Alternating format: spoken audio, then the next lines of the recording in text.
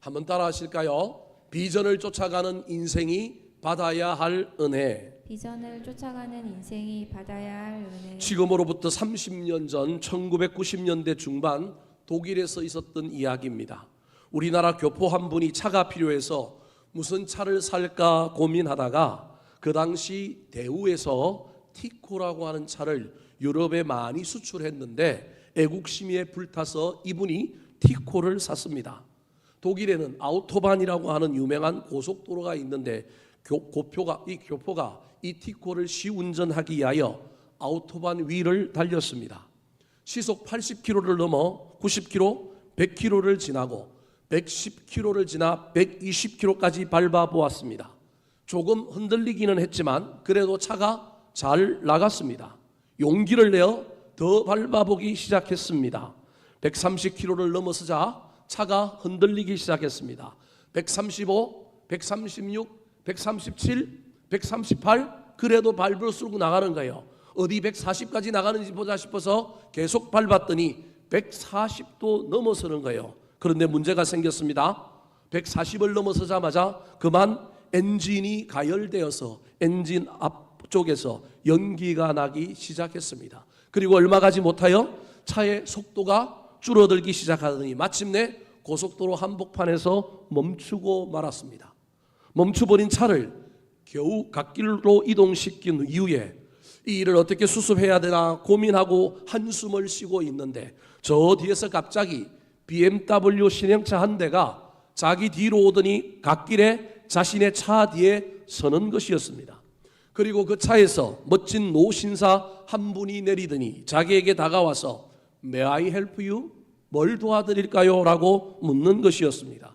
그래서 이 교포는 자기 차가 엔진 가열로 고장났는데 가까운 정비소로 내 차를 견인해 줄 수 있느냐고 부탁했습니다. 오케이. 이 노신사는 흔쾌히 그렇게 하겠다고 대답하고 견인봉으로 두 차를 연결했습니다. 그리고 견인할 때 혹시 문제가 생길지 모르니 티코 차 뒤에 타서 차가 흔들리거나 너무 또 견인봉이 빠질 수 있기 때문에 문제가 생기면 자기한테 앞차에 있는 자기한테 신호를 보내라고 크락션을 빵빵 눌러달라고 이야기했습니다. 그러면 자식은 그 소리를 듣고 차를 멈추고 다시 점검하면서 정비소까지 가겠다고 한 것입니다. 그렇게 해서 견인을 하여 차가 이 BMW가 티코를 견인하여 이 아우토반 위를 달리기 시작했습니다. 그런데 갑자기 쌩 하고 차 한 대가 이 차들을 추월했습니다. 이태리의 명차 페라리가 시속 200km로 추월해서 이 BMW와 티코를 앞질러 간 것입니다. 이를 본 BMW 운전사인 노 신사가 그만 뚜껑이 열리고 말았습니다. 독일의 자존심을 걸고 이태리에게 질 수 없다. 그리고 자기를 추월한 페라리를 쫓아가서 시속 250km로 추월을 해버렸습니다. 그랬더니 추월당한 페라리가 또 18, 19이 올라오고 뚜껑이 열려서 다시금 BMW로 추월하고 또다시 BMW가 페라리를 추월하는 무한 속도 경쟁이 아우토반 고속도로 위에서 벌어졌습니다. 이 엄청난 속도 경쟁의 피해자는 바로 티코의 운전자였습니다. BMW 운전자는 자신이 티코를 견인하고 간다는 사실을 깜빡 잊어버렸습니다. 페라리를 이기고 싶은 마음에 뒤에 차를 견인하고 간다는 생각도 없이 엄청난 속도로 이 페라리를 추월하고 페라리가 또 추월하다 보니까 따라가고 있는 이 티코 운전자가 생명의 위협을 느낀 겁니다. 차가 엄청 흔들리는 겁니다. 그래서 그 노신사가 이야기했던 대로 크락션을 빵빵 누르며 차 좀 세우라고, 나 죽겠다고 그렇게 빵빵거리는데 이 BMW 노신사는 앞차 추월하고 페라리와 경쟁하느라고 그 소리를 듣지 못했습니다. 그래서 이 티코 운전자는 살고 싶은 마음에 빵빵 정도가 아니라 이번에는 빠바바방 빵빵빵 그렇게 엄청나게 크락션을 눌렀습니다. 이때 멀리서 뒤따라오던 이 모든 장면을 목격한 독일의 한 신문 기자가 있었습니다. 신문 기자 눈에는 신기한 현상이 벌어졌던 것입니다. 독일의 명차 BMW와 이태리의 명차 페라리와 함께 한국의 소형차 티코가 속도 경쟁을 하는 것처럼 보인 겁니다.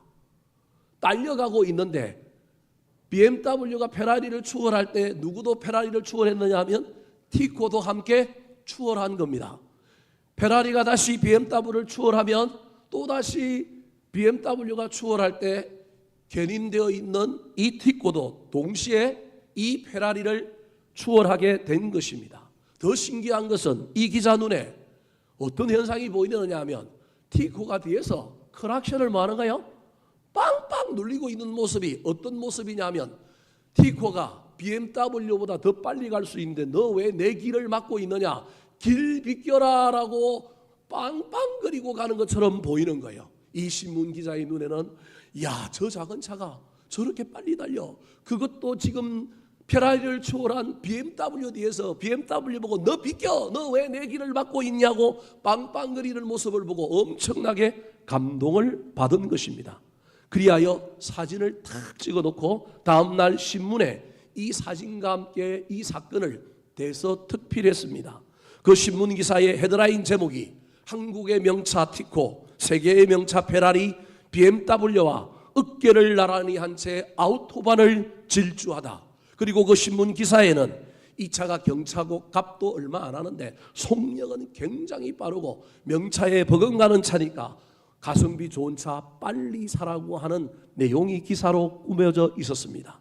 그래서 그때 독일에서 우리나라 차 티코를 비롯하여 많은 차들이 엄청나게 팔렸다고 하는 믿거나 말거나 전설 따라 삼천리의 이야기입니다. 지난주에 한 해의 절반을 마감하고 새로운 절반을 시작하면서 우리가 남은 절반을 비전을 쫓아갔으면 좋겠다고 설교했습니다. 그 비전을 쫓아가는 사람의 대표로 사도 바울의 예를 들었습니다. 사울에서 바울이 된 바울이 선교사로 헌신하여 열심히 복음을 전했는데 1차 선교 사역은 터키 지역이었습니다. 소아시아 지역이었습니다.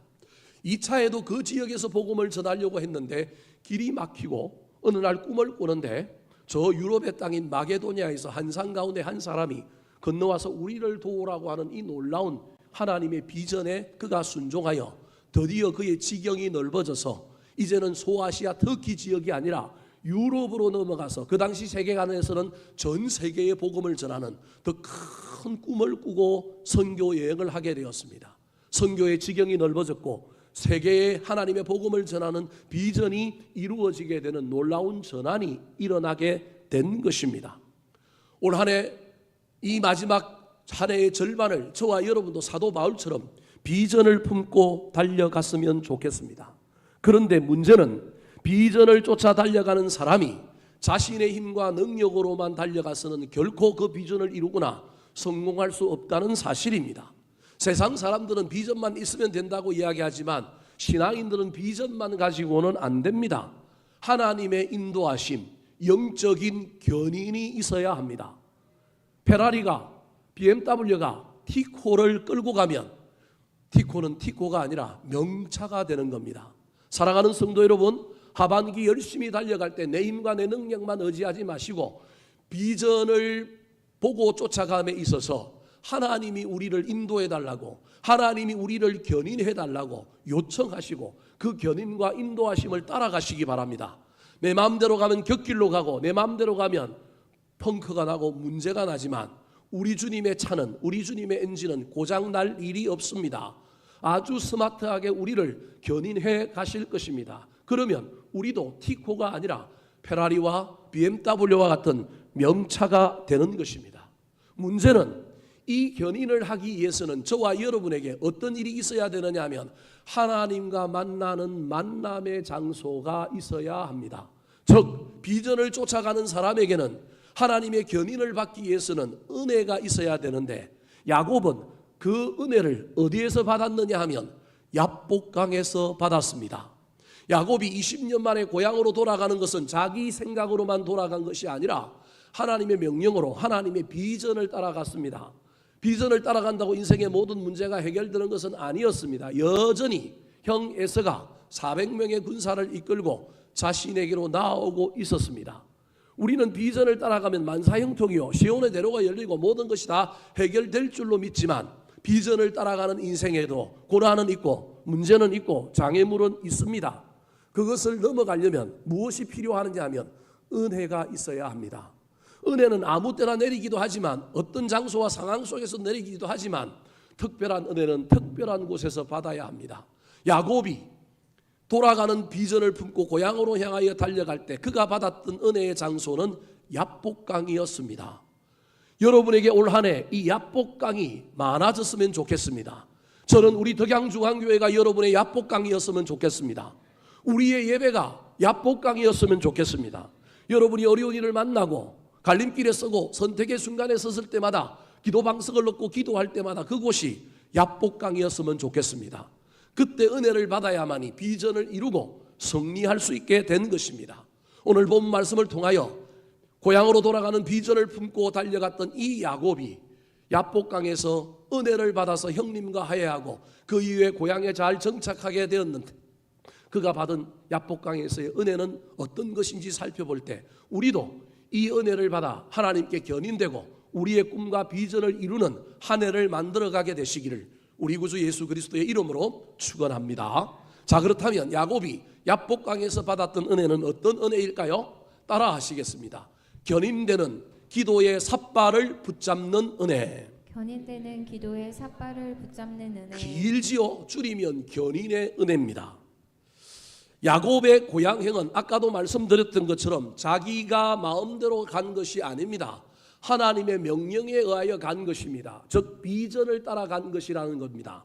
자, 오늘 본문 앞에 있는 9절 말씀 같이 한번 읽어볼까요? 시작. 야곱이 또 이르되 내 조부 아브라함의 하나님 내 아버지 이삭의 하나님 여호와의 주께서 전에 내게 명하시기를 내 고향 내 족속에게로 돌아가라 내가 내게 은혜를 베풀리라 하셨나이다. 저 명령 때문에 20년 만에 고향으로 돌아가는 겁니다. 자기 소견에 오른 대로 가는 것이 아니라 하나님의 비전을 붙들고 고향으로 가는 겁니다. 어쩌면 저 명령을 받았을 때 야곱은 시온의 대로가 열리고 탄탄 대로가 열릴 줄 알았습니다. 하나님께서 다 해결해 주셨을 것이라고 생각했을지도 모릅니다. 그래서인지는 몰라도 이 야곱이 고향 가까이 올 때 종을 누구에게 보내느냐 하면 형 에서에게 보내서 형님 제가 갑니다라고 전가를 전했습니다. 아마도 하나님께서 마음을 다 바꾸어 주시고 뭔가 다 이루어 주셨을 거라고 생각한 것 같습니다. 사랑하는 성도 여러분, 비전을 품고 갈지라도 여러분 우리 인생 앞에는 고난이 있습니다. 장애물이 있습니다. 문제가 없는 것은 아닙니다. 종이 돌아와서 야곱에게 보고합니다. 큰일 났습니다. 당신의 형님 에서가 군사 400명을 이끌고 오고 있습니다. 여러분 이 전갈 앞에 야곱이 보인 반응이 무엇일까요? 7절 말씀 같이 읽어볼까요? 시작. 야곱이 심히 두렵고 답답하여 자기와 함께한 동행자와 양과 소와 낙타를 두 떼로 나누고. 사랑하는 성도 여러분, 저와 여러분이 이 장면에서 반드시 짚고 넘어가야 할 사실 하나가 있습니다. 그것은 무엇이냐 하면 어떤 팩터, 어떤 사실 앞에 우리가 어떤 해석을 하느냐가 우리 인생의 미래를 결정합니다. 성경은 종을 보냈을 때 그 종이 보고한 것은 에서가 400명의 군사를 이끌고 온다는 것이지 그것이 환영인지 그것이 공격인지는 밝혀놓고 있지는 않습니다. 그냥 400명의 군사와 누가 온다고요?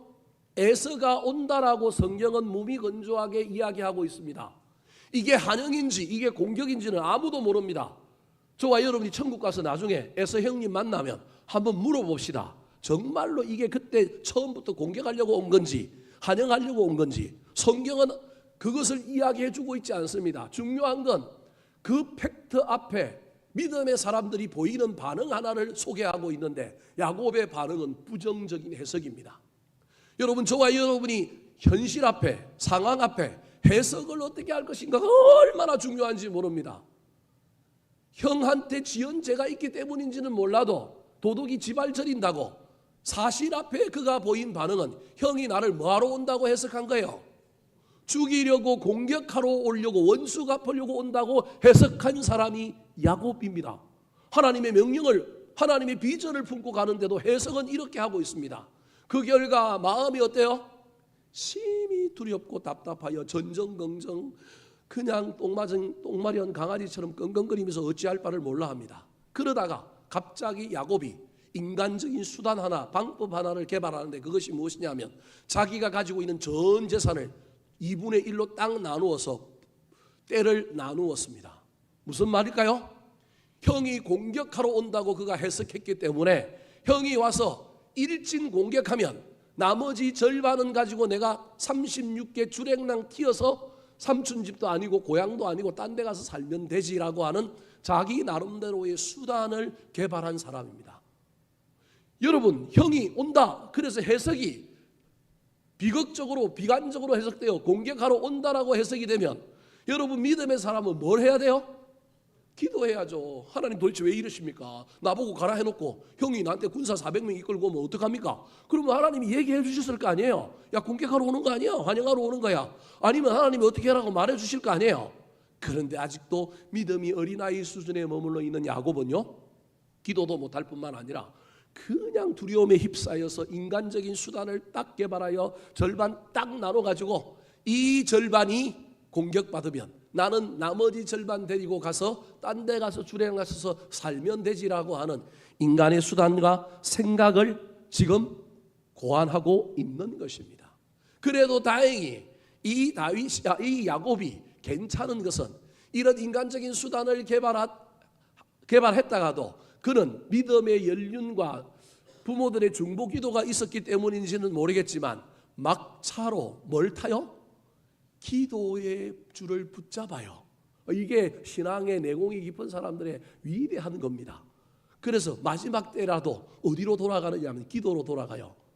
야곱의 이야기 가운데 야곱이 기도한 게 거의 나오지 않습니다. 베델에서 하늘 사닥다리 꿈꾸고 하나님 앞에 막 서원 기도한 거 빼고는 삼촌 집에 가서 20년 동안 있는 동안에 기도한 흔적이 별로 나오지 않아요. 성경에.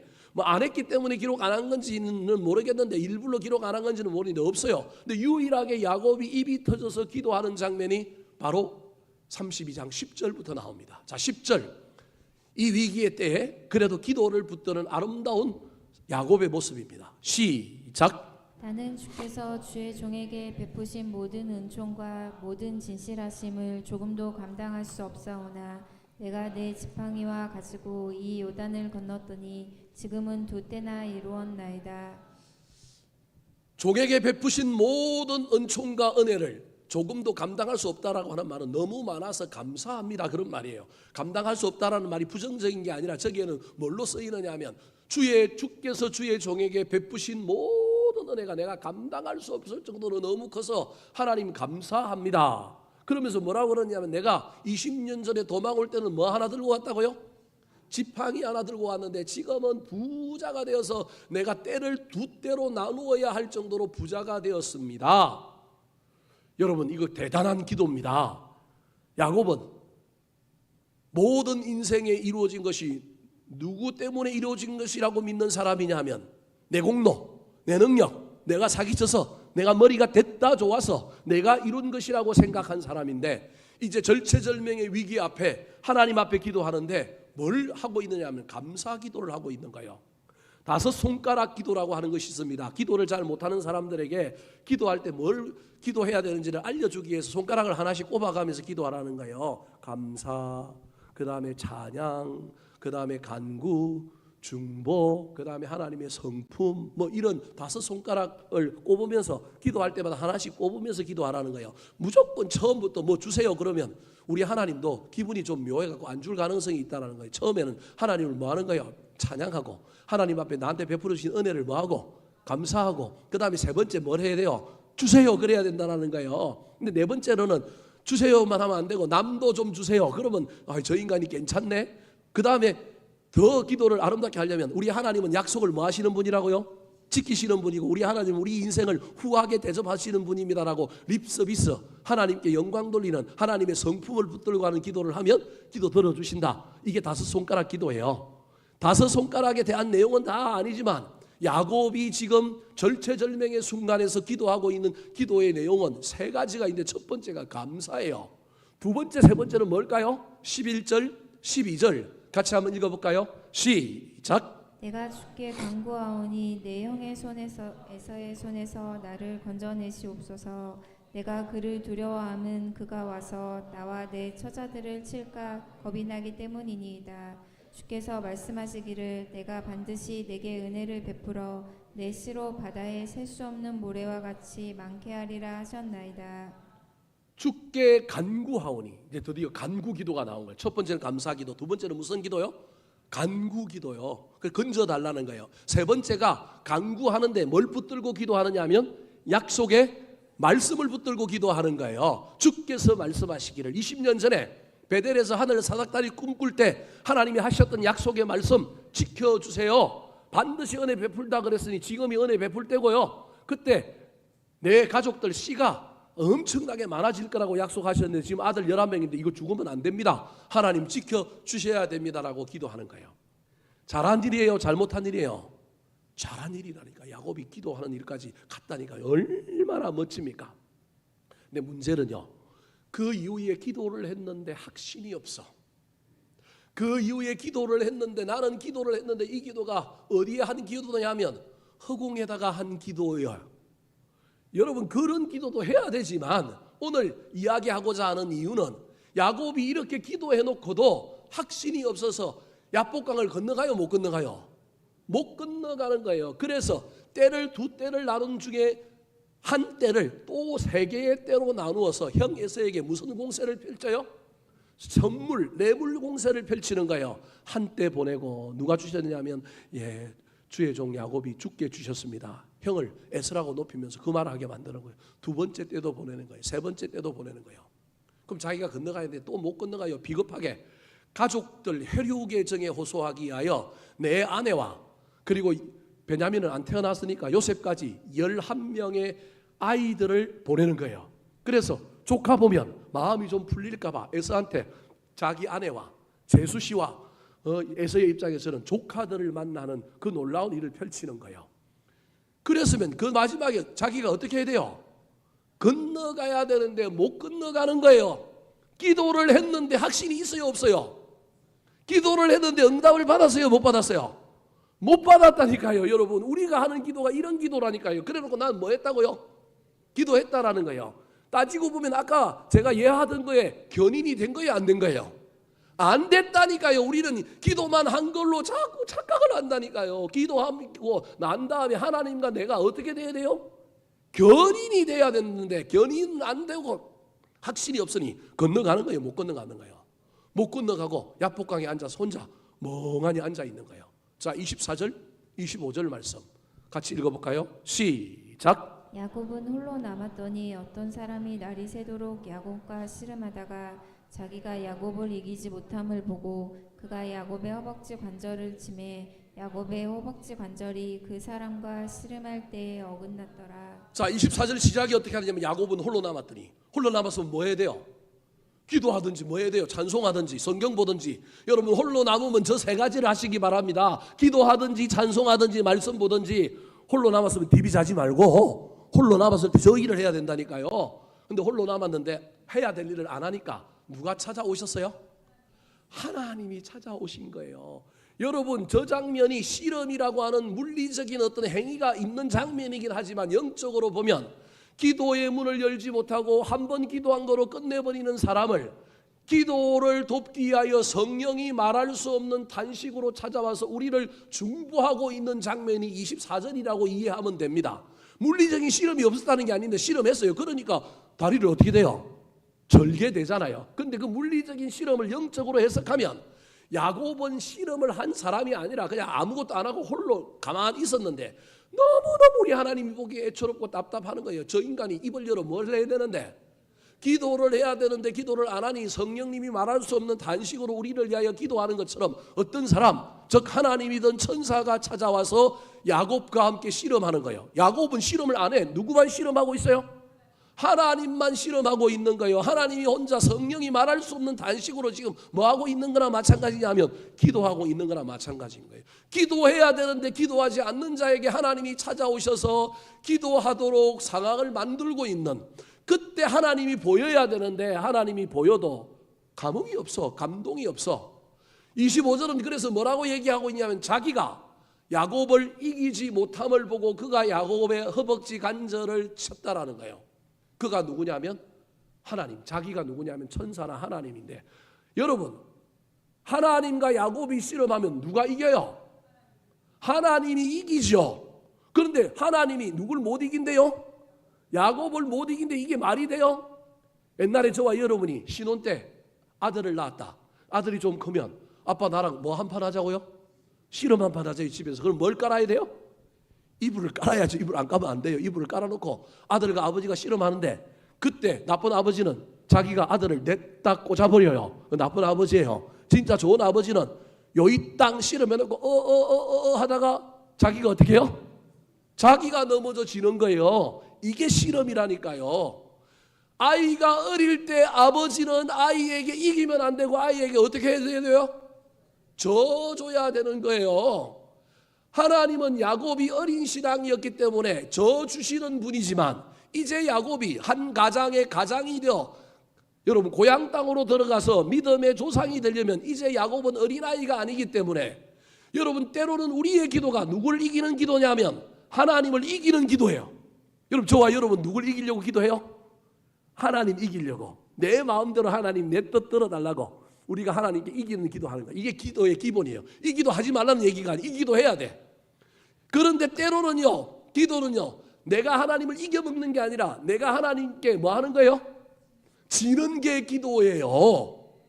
이미 하나님을 이기는 기도는 언제 했느냐 하면, 이미 아까 우리가 10절, 11절, 12절 살펴봤잖아요. 감사, 간구, 약속의 말씀을 붙들고 하는 기도. 이 하나님 이겨먹는 기도란 말이에요. 이 하나님 여기서 이미 졌다니까요. 그래서 지금 져주시잖아요.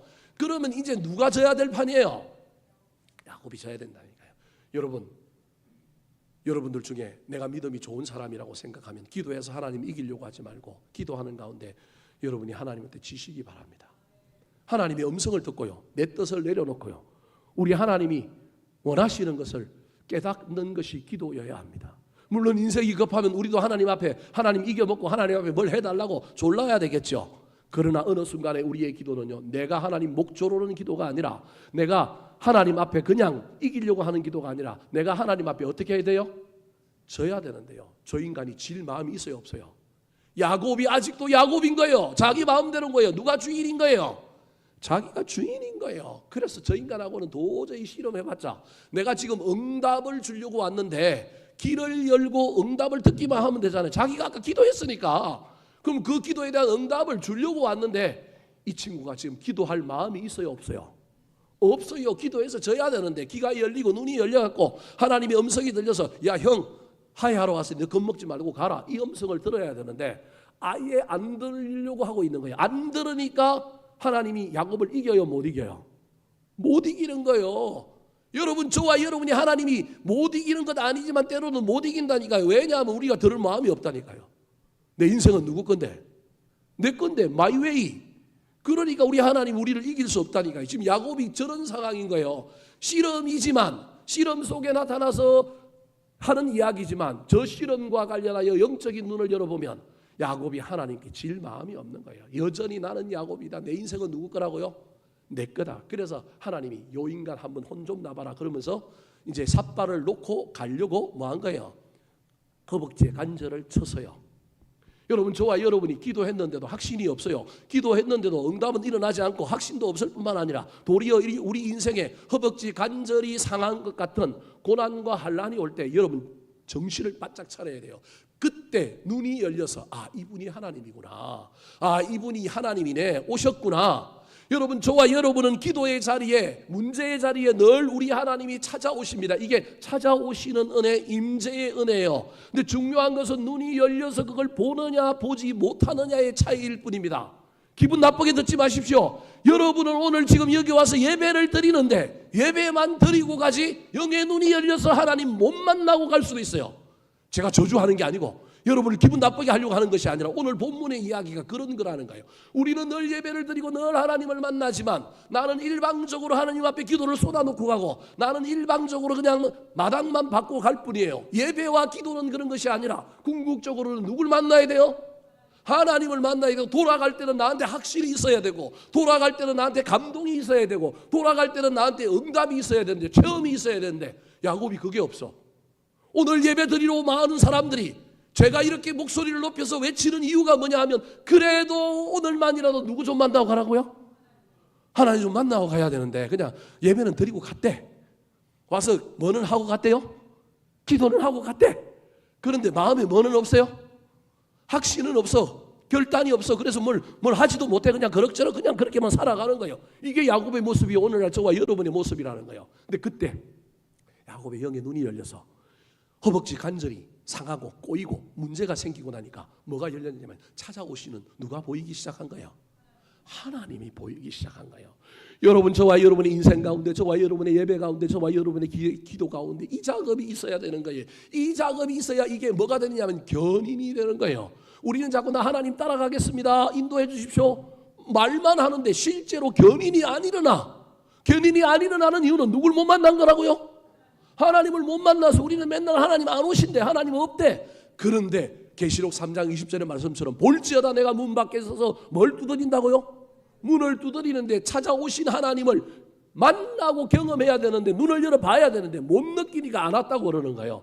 야곱도 지금 그런 상황인데 허벅지 관절이 위골되고 난 다음에 그가 정신이 바짝 든 거예요. 지금 싫어하고 있는 사람이 누구네?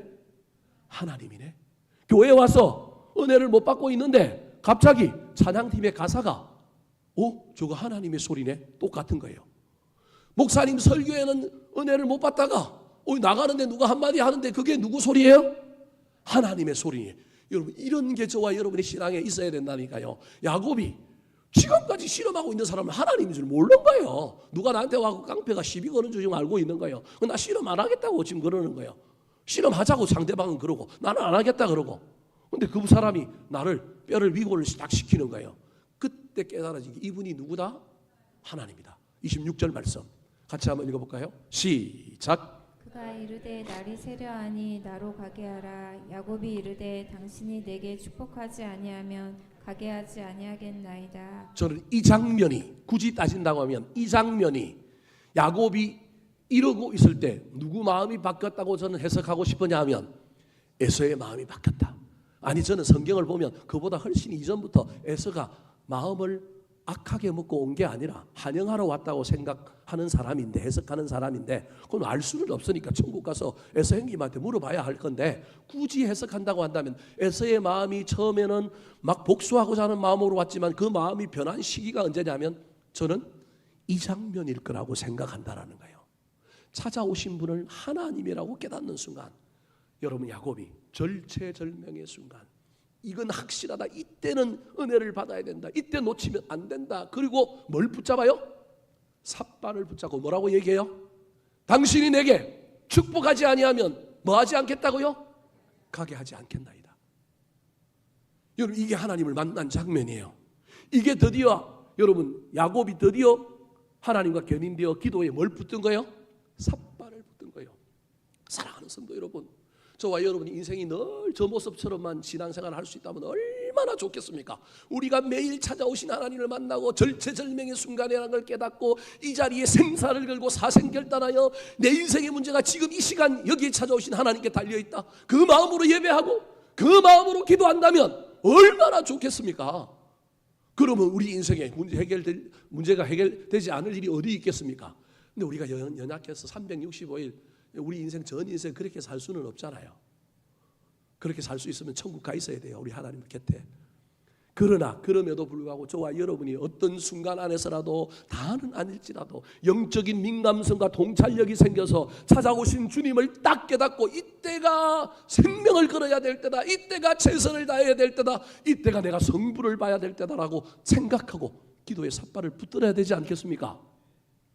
새벽기도 1년 내내 나오는 사람 대단한 사람이면 제가 그분들 뭐라고 그러는 게 아니에요. 그런 사람 대단한 사람이지만, 여러분, 새벽기도 평생 안 나오고도 어떤 큰 문제가 있으면 한 번은 나와서 기도의 삿발을 뭐 해야 될까요? 붙잡아야 되지 않겠습니까? 그 사람은요, 그때 이 기도만이 살 길이다, 이 기도가 내 문제를 해결할 거다라고 하는 확신 때문에 하나님께 견인되기 위하여 붙잡는 거예요. 금요 기도에 하문도 안 나오다고 어느 시기에는 반짝이라도 여러분 이게 기회다. 이게 결정타다. 그 마음 가지고 나와야 되지 않겠습니까? 신앙생활을 1년 12달 흐트러지게 하다가도 어느 순간에는 내 인생의 문제를 놓고 찾아오신 하나님을 깨닫고 하나님과 견인되기 위하여 저와 여러분이 정신을 바짝 차리고 어느 순간만이라도 내 인생의 최고의 열정과 열심과 신실함을 한번 보여야 되지 않겠습니까? 목사가 신앙생활하면서 어떤 교인들을 향하여 볼 때마다 저 사람의 최선은 언제일까? 내가 한 번도 본 적이 없는 것 같아. 이러면 골치 아픈 거예요. 제 이야기가 아니라 하나님의 이야기일 수 있어요. 여러분, 저와 여러분에게 그런 게 있습니까? 연탄도 한번 활 타오르고 뜨거웠던 적이 있는데 나한테 그런 적이 있습니까? 옛날에 그거 없는 사람 어디 있어요? 오고 오는 세대 가운데 여러분, 저와 여러분에게 또다시 타오르는 것이 있어야 된다는 거예요. 야곱이 야복강에서 실험 거는 사람을 불량배로 여기다가 지금은 누구로 여겨요? 하나님으로 여기고 내 인생의 문제 이때 아니면 성부 볼 수 없다. 형 에서의 문제 지금 아니면 해결할 수 없다. 가게 하지 않겠나이다. 뭐 하기 전에는? 축복하기 전에는.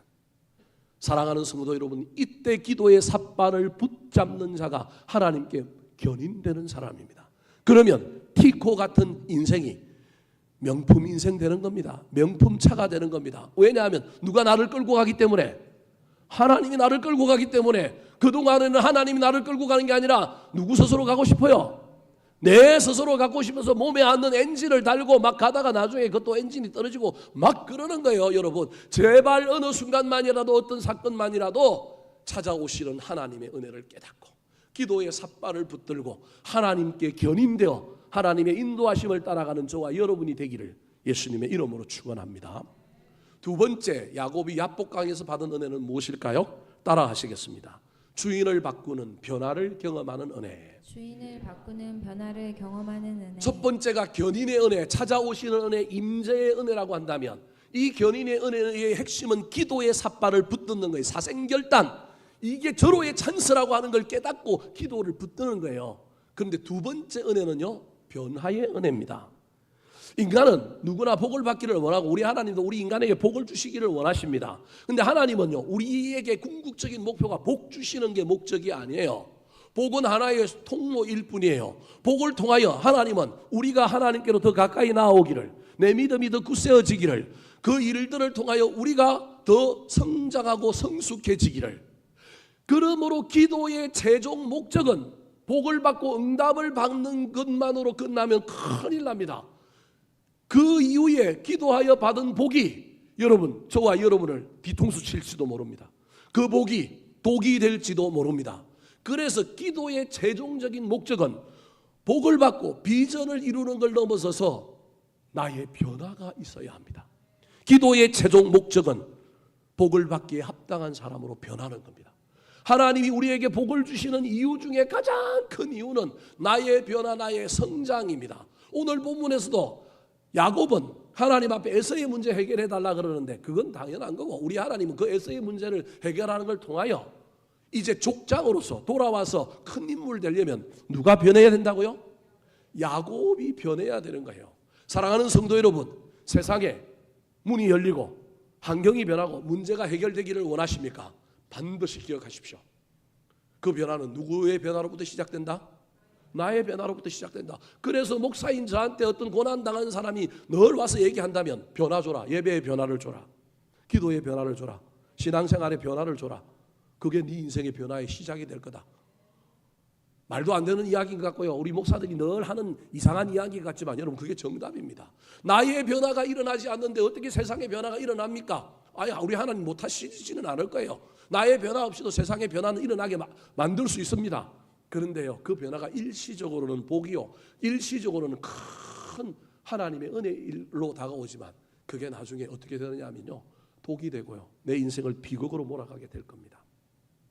기도의 삿발을 붙잡은 야곱이 나를 축복하기 전에는 절대 가게 하지 않겠습니다 그랬어요.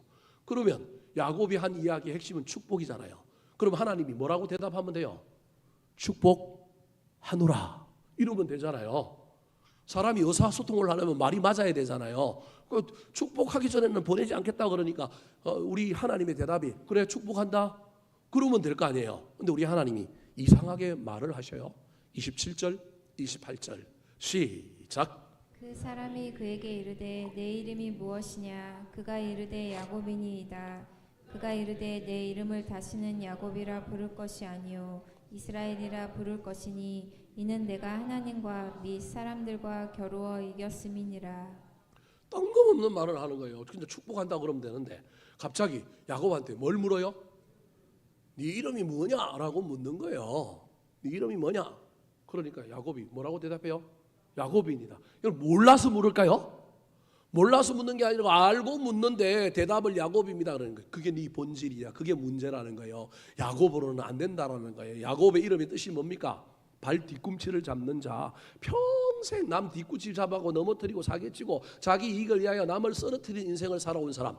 그 사람이 어떻게 믿음의 족장이 되겠어요? 그 사람이 어떻게 한 나라의 조상이 되겠어요? 하나님 그 이름 갖고는 안 된다라는 거예요. 이번에 에서의 문제를 해결하고 네가 고향에 돌아오는 것 그 문제만의 해결이 아니라 너희의 인격의 변화, 존재의 변화가 일어나야 된다. 그걸 알려주는 거예요.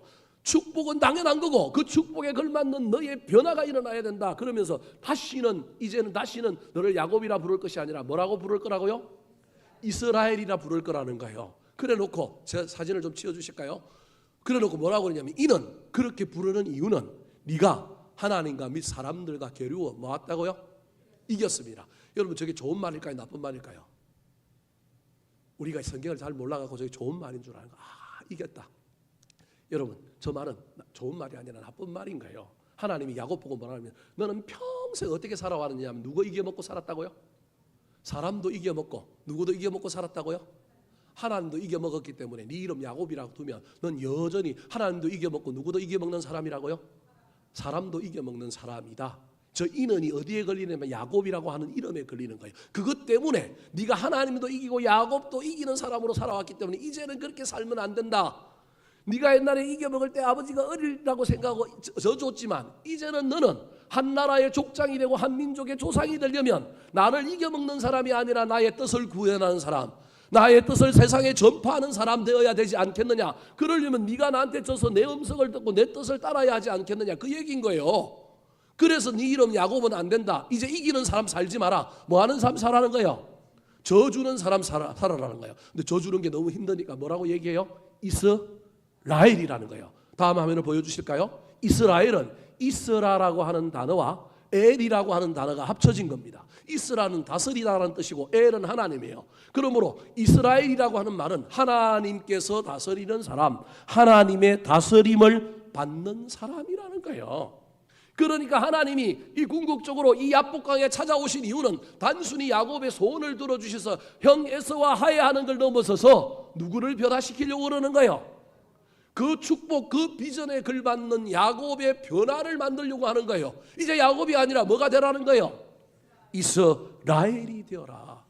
이 변화를 위하여 야곱이 이 변화를 자꾸 받아들이지 못하고 이 변화에 이르지 못할 것 같으니 육신의 변화를 주기 위하여 하나님이 뜬금없이, 여러분 인간적인 눈으로 보면 좀 비극적이지만 둔부에 힘줄을 쳐서 다리를 뭐하게 만들어요? 절게 만들잖아요. 그러지 않고는 도저히 꺾이지 않는 사람이라는 거예요. 워낙 지독하고 워낙 자기 생각과 자기 세계관에 투철한 사람이라서 하나님이 시도 안 맥히는 인간이라서 요 인간을 고치려면 어쩔 수 없이 하나님의 작품이지만 그 작품에 손을 좀 대야 되는 거예요. 그래서 다리를 위골시킨 거예요. 육신의 변화를 주고 난 다음에 그 다음에 인격의 변화를 주는 거예요. 여러분 저와 여러분에게는 이 일은 일어나지 않았으면 좋겠습니다. 우리는 우리 인격의 변화, 존재의 변화만 하나님이 주셨으면 좋겠어요. 근데 야곱처럼 고집센 사람은 그걸 끊기 위하여 지금 야곱의 둔부를 뭐 하는 거야? 한 대 쳐가지고 육신의 변화를 탁 주는 거예요. 우리 인간에게 몇 개의 뼈가 있느냐 하면 206개의 뼈가 있습니다. 지금 야복강까지는 3분의 2 온 겁니다. 그리고 앞으로 남은 인생도 살아야 되는데 평생 어떻게 살아야 돼요? 쩔뚝거리며 살아야 되는 거예요. 평생 쩔뚝거리며 살아야 된다니까요. 근데 이런 아픔을 하나님이 야곱에게 주셨단 말이에요. 이거 없으면 깨닫지 않고요. 이게 있어야만이 평생 겸손해질 것 같으니까. 이거 봐야만이, 이 흔적이 있어야만이 평생 야곱이 다시 야곱으로 돌아가지 않고 뭐가 될 것 같으니까, 이스라엘이 될 것 같으니까 하나님이 이 작업을 하신 거예요.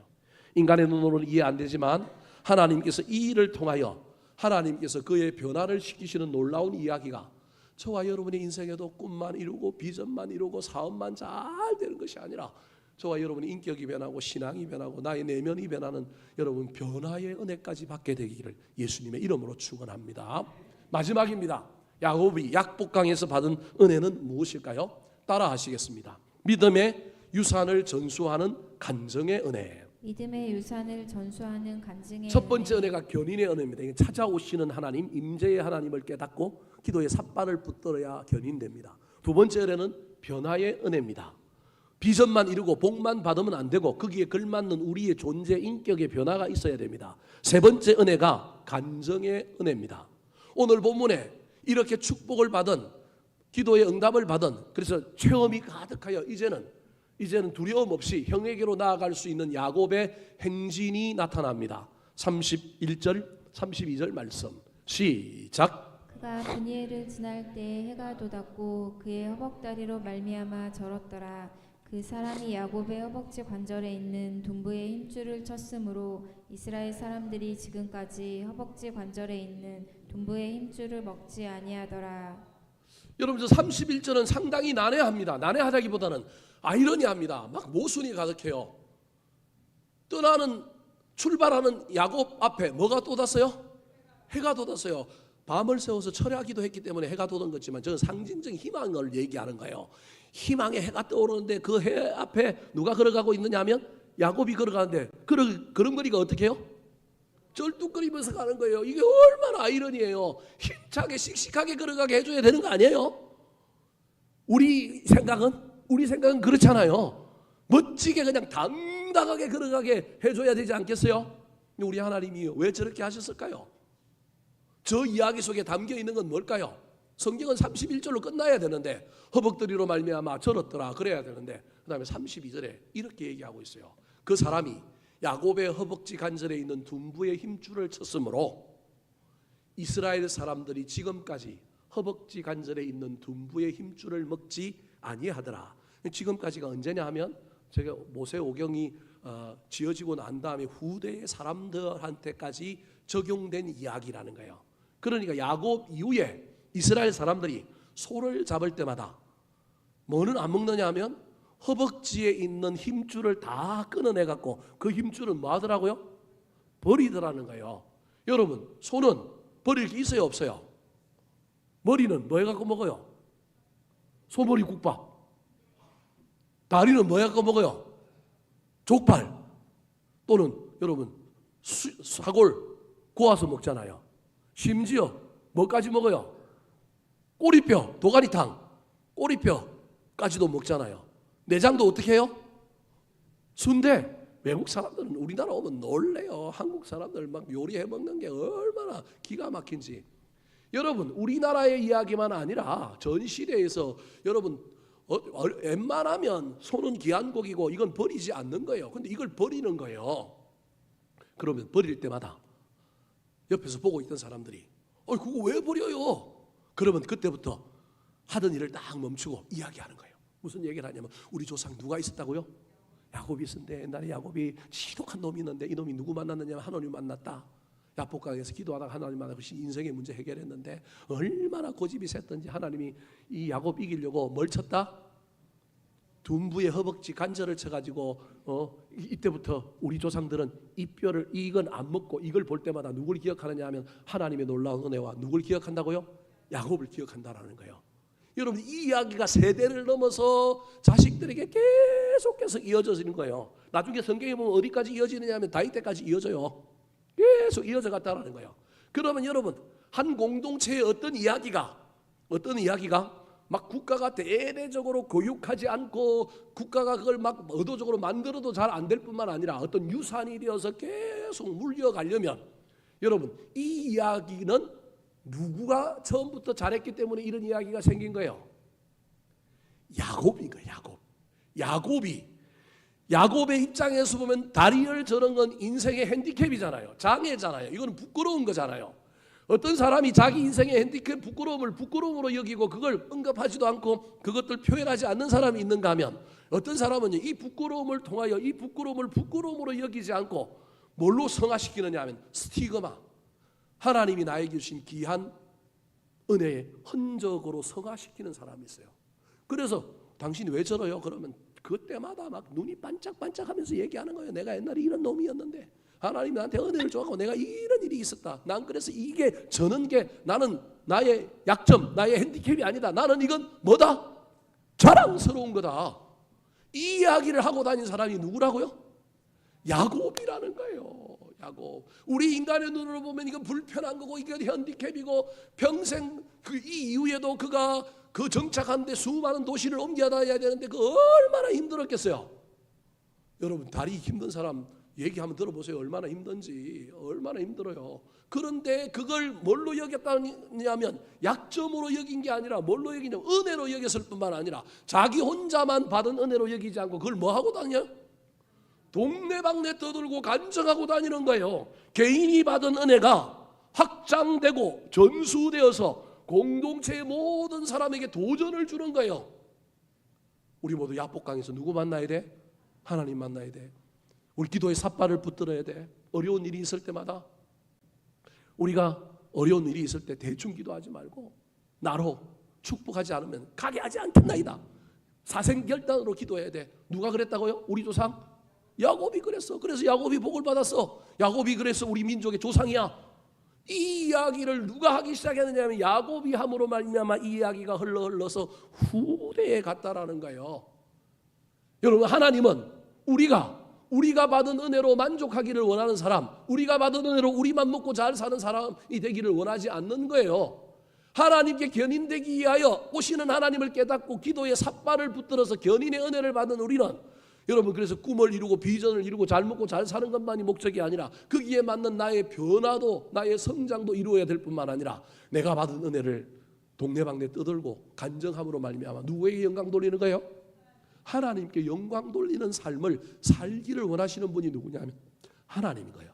우리의 비전을 이루어 주시고 우리에게 복을 주시는 궁극적인 이유가 여기에 있는데 우리는 그냥 비전만 이루면 돼. 나도 변하기 싫어. 간증은 이거 딴 사람이 하라고 그래. 여러분 이 야곱의 이 이야기가 얼마나 흘러갔는지 야곱만 아는 것이 아니라 이 이야기는 주변에 있는 나라들도 알게 됐어요.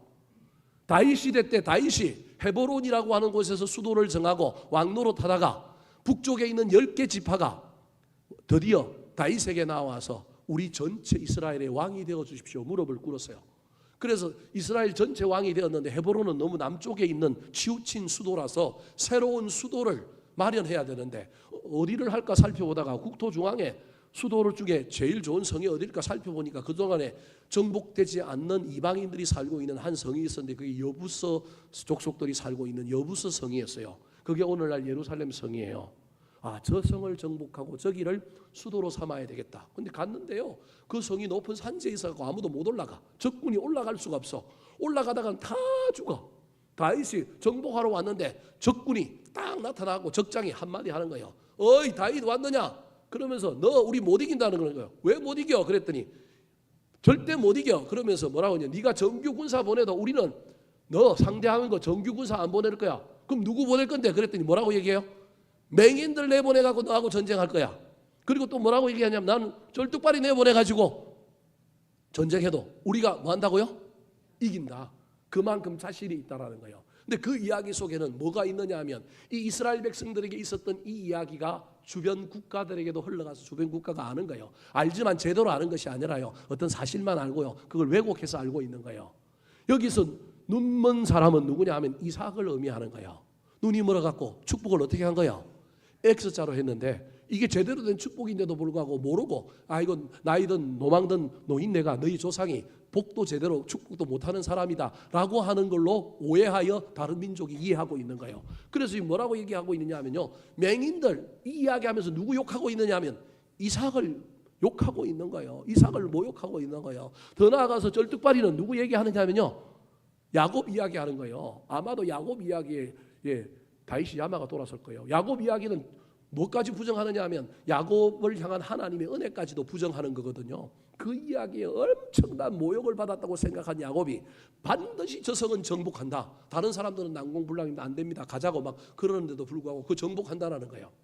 유진 피터슨이라고 하는 미국의 목사님이 쓴 현실의 뿌리 박은 다윗의 영성이라고 하는 책에 보면 이런 내용이 나옵니다. 그 여부수 성이 난공불락인 성읍일 뿐만 아니라 해가 지고 나면 저녁이 되면 그 성에서 이상한 기괴한 소리가 들리는 거예요. 기기기기기기 소리가 허공을 가고 들리는데 그 소리가 너무 기괴하여 많은 사람들은 저 성은 누가 산다? 괴물이 산다, 귀신이 산다. 그래서 저 성은 절대 우리가 정복할 수 없는 섬이라고 하는 공포감을 주는 이야기가 밤에 일어나는 거예요. 다윗이 저게 도대체 뭘까 가만 쳐다보니까 저건 기계 소리인 거예요. 우리로 치면 물레방아 소리인 거예요.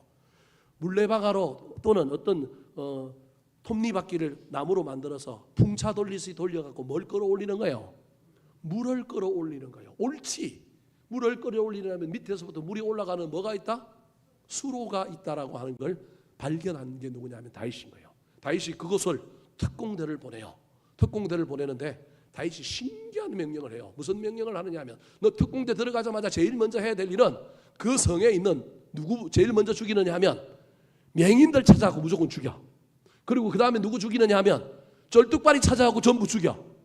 여러분 이건 인간적으로 보면 이해가 안 돼요. 약자를 어떻게 죽여요? 이건 그런 의미로 해석해야 될 게 아니라 다윗이 얼마나 원한에 사부쳤고 다윗이 얼마나 모욕을 당했다고 생각하는지를 알 수 있는 거예요. 군사적으로도 그러면 안 되죠. 제일 먼저 가고 누굴 제압해야 돼요? 정규 군인을 제압해야 효율적이잖아요. 그런데 다윗의 군사들에게 뭐라고 얘기했냐면 올라가자마자 무조건 누구부터 죽이라고요? 맹인과 쩔뚝발이 죽이라는 거예요. 그때 그것이 얼마나 지독하고 얼마나 악랄했던지 이 이스라엘 사람들이 승리하고 난 다음에 하나의 문화가 만들어졌어요. 소문이 났는데 이 다윗이 낸 소문이 아니고 사람들 사이에 이게 다윗은 자기 민족의 조상을 모욕했다는 걸 알고 있기 때문에 그랬는데 그걸 모르는 사람들은 다윗이 한 행동이 이해가 안 되는 거예요. 이해가 안 되지만 지도자니까 그냥 넘어갔는데 그 결과 모든 사람들이 뭐라고 이야기하냐면 우리 왕은 뭘 싫어해요?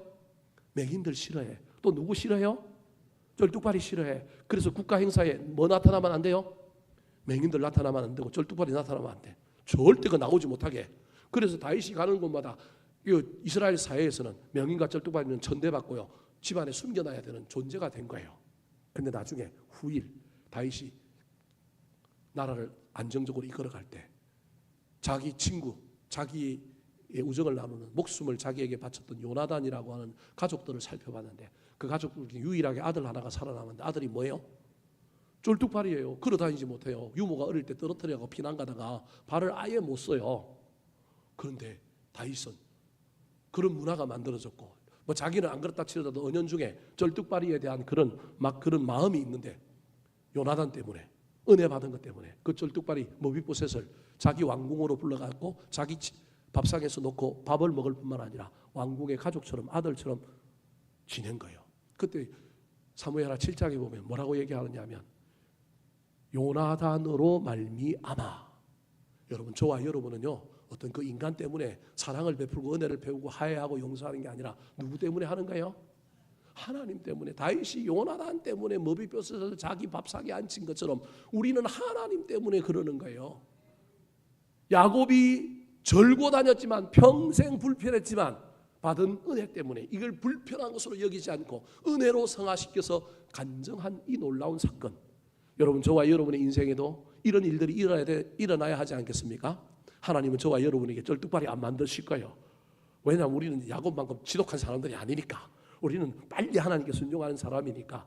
그럼에도 불구하고 견인의 은혜 받아서 기도의 삿발을 붙들고 비전을 이룰 뿐만 아니라 그 속에 나의 변화와 받은 은혜에 대한 간증의 은혜가 넘치는 저와 여러분의 올 한 해가 되기를 예수님의 이름으로 축원합니다. 한번 따라 하실까요? 비전을 쫓아가는 인생이 받아야 할 은혜. 비전을 쫓아가는 인생이 받아야 할 은혜. 견인되는 기도의 삿발을 붙잡는 은혜. 견인되는 기도의 삿발을 붙잡는 은혜. 주인을 바꾸는 변화를 경험하는 은혜. 주인을 바꾸는 변화를 경험하는 은혜. 믿음의 유산을 전수하는 간증의 은혜. 믿음의 유산을 전수하는 간증의 은혜.